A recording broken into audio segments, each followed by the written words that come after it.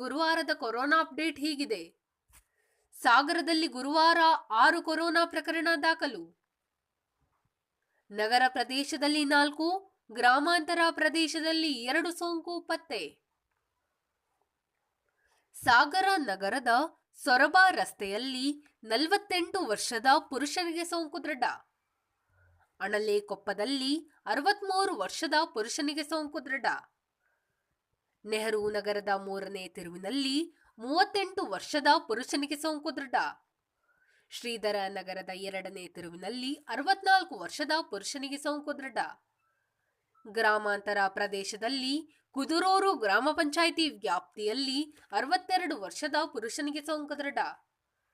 ಸೈದೂರು ಗ್ರಾಮ ಪಂಚಾಯಿತಿ ವ್ಯಾಪ್ತಿಯಲ್ಲಿ 53 ವರ್ಷದ ಪುರುಷನಿಗೆ ಸೋಂಕು ದೃಢ. ಸಾಗರ ತಾಲೂಕಿನಲ್ಲಿ ಈ ತನಕ ದೃಢಪಟ್ಟ ಒಟ್ಟು ಕೊರೋನಾ ಪ್ರಕರಣ 992. ಗುಣಮುಖರಾಗಿ ಮನೆಗೆ ಬಂದವರು 856. ಸೋಂಕಿನಿಂದ ಚಿಕಿತ್ಸೆ ಪಡೆಯುತ್ತಿರುವವರು 102. ಸೋಂಕಿನಿಂದ ಮೃತಪಟ್ಟವರು 34. ಗುರುವಾರ ಸಾಗರದಲ್ಲಿ 48 ರ್ಯಾಪಿಡ್ ಟೆಸ್ಟ್ ನಡೆಸಲಾಗಿದೆ. 109 ಮಾದರಿ ಸಂಗ್ರಹಿಸಿ ಜಿಲ್ಲಾ ಪ್ರಯೋಗಾಲಯಕ್ಕೆ ಕಳಿಸಿದೆ. ಧನ್ಯವಾದಗಳು.